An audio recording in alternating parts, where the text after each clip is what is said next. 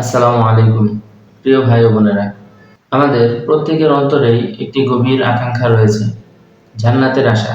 দুনিয়ার কষ্ট, দুঃখ এবং পরীক্ষার মাঝেও মুমিনের হৃদয় সবসময় একটি আকাঙ্ক্ষাই রাখে।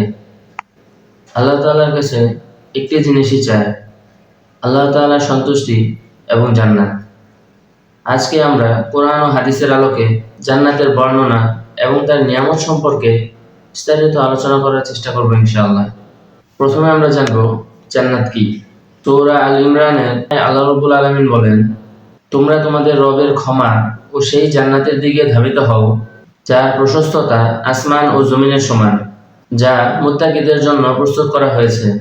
এই আয়াতে আল্লাহ রাব্বুল আলামিন জান্নাতের বিশালতার কথা বুঝিয়েছেন। জান্নাত এটি কোনো ছোট বাগান নয়, আসমান ও জমিনের চেয়েও বিশাল এক বিস্তৃত আবাসস্থল।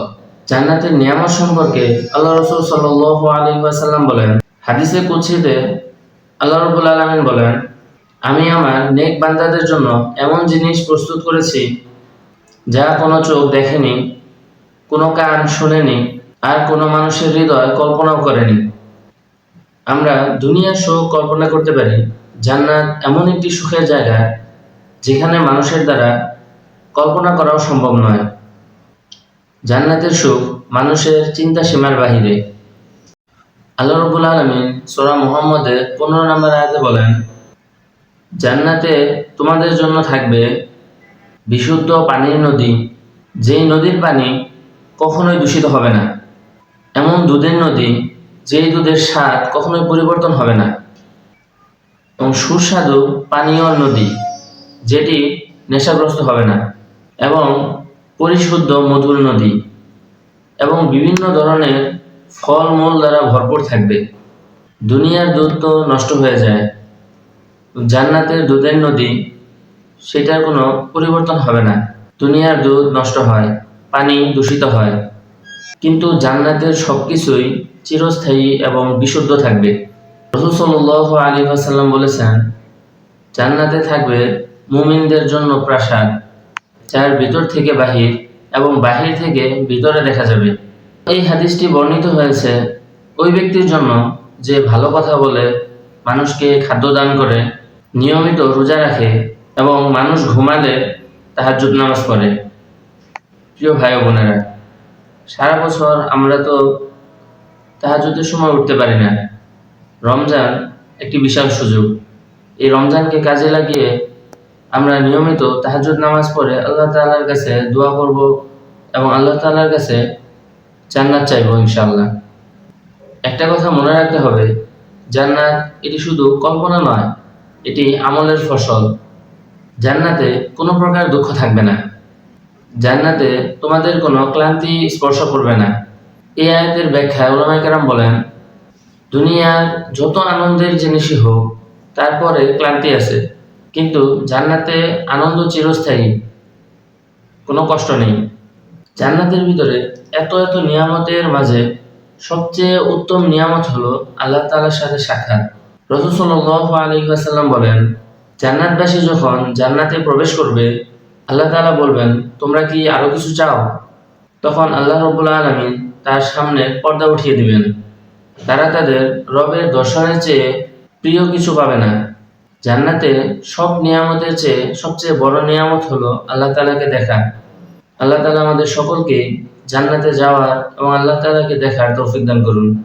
রাসূল সাল্লাল্লাহু আলাইহি ওয়াসাল্লাম বলেন, জান্নাতে এমন একটি গাছ আছে যার ছায়ায় একজন আরোহী 100 বছর চললেও শেষ করতে পারবে না। এই হাদিসটি জান্নাতের বিশালতা ও প্রশান্তির প্রতীক। সেখানে রোদে কষ্ট নেই, তাপ নেই, বিশুদ্ধ পানি, দুধ এবং মধুর নদী রয়েছে, এবং রয়েছে বিভিন্ন ফলমূল। যেটাই ইচ্ছা সেটাই পান করা যাবে, খাওয়া যাবে। আল্লাহ রাসূল সাল্লাল্লাহু আলাইহি ওয়াসাল্লাম বলেন, জান্নাতে 8টি দরজা রয়েছে।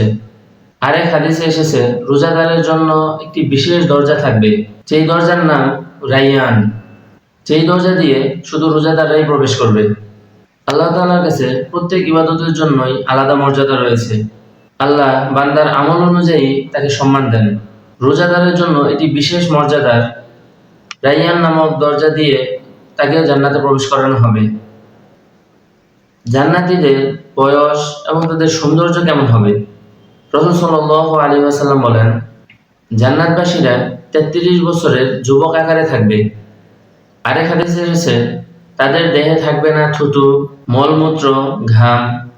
তাদের ঘাম থেকে মিশকে আম্বরের ঘ্রাণ আসবে। দুনিয়ার শরীর দুর্বল হয়, অসুস্থ হয়, কিন্তু জান্নাতের দেহ হবে পরিপূর্ণ, পবিত্র ও চির যৌবনময়। সূরা ওয়াকিয়ার 20 নম্বর আয়াতে আল্লাহ রাব্বুল আলামিন বলেন, তারা তাদের পছন্দ মতো ফল লাভ করবে। অন্য এক আয়াতে আল্লাহ রাব্বুল আলামিন বলেন, তাদের ফলগুলো হবে নিকটবর্তী, যাতে পারতে কষ্ট না হয়। দুনিয়ার ফল পেতে পরিশ্রম করতে হয়, কিন্তু জান্নাতের ফল নিজে থেকেই কাছে চলে আসবে। জান্নাতীদের অলংকার এবং পোশাক কি হবে? আল্লাহ রাব্বুল আলামিন বলেন, তাদেরকে সোনার ও মুক্তার অলংকার পরানো হবে এবং তাদের পোশাক হবে রেশমের, যেটি দুনিয়ার পুরুষদের জন্য পরা হারাম। সোনা ও রেশম জান্নাতে হালাল হবে, এটি সম্মান হিসাবে। জান্নাতে হিংসা এবং বিদ্বেষ এগুলো থাকবে না। সূরা আ'রাফের 43 নম্বর আয়াতে আল্লাহ রাব্বুল আলামিন বলেন, আমি তাদের অন্তর থেকে হিংসা ও বিদ্বেষ দূর করে দিব। দুনিয়ার সম্পর্ক নষ্ট হয় হিংসার কারণে। জান্নাতে কোনো রকমের মনোমালিন্য থাকবে না। জান্নাতের মাটি হবে জাফরানের মতো। আল্লাহ রাব্বুল আলামিন বলেন, রাসূল সাল্লাল্লাহু আলাইহি ওয়াসাল্লাম বলেন, জান্নাতের মাটি হবে জাফরান এবং তার পাথর হবে মুক্তা ও ইয়াকুতের। আল্লাহ রাব্বুল আলামিন বলেন, জান্নাতীরা জান্নাতে কথা বলবে, তাদের কথা হবে, হে আল্লাহ, আপনি পবিত্র, এবং তারা সম্বোধন করবে সালাম দিয়ে। জান্নাত হলো শান্তির জায়গা। রাসূল সাল্লাল্লাহু আলাইহি ওয়াসাল্লাম বলেন, জান্নাতে 100 স্তর আছে। প্রতিটি স্তরের দূরত্ব আসমান এবং জমিনের সমান। ভাই ও বোনেরা, জান্নাতের বর্ণনা যতই শুনি তত হৃদয় কেঁদে ওঠে। কিন্তু মনে রাখতে হবে, জান্নাতের পথ হলো তাকওয়া, ধৈর্য ও ইখলাসের পথ। দুনিয়ার জীবন ক্ষণিকের, জান্নাত চিরস্থায়ী।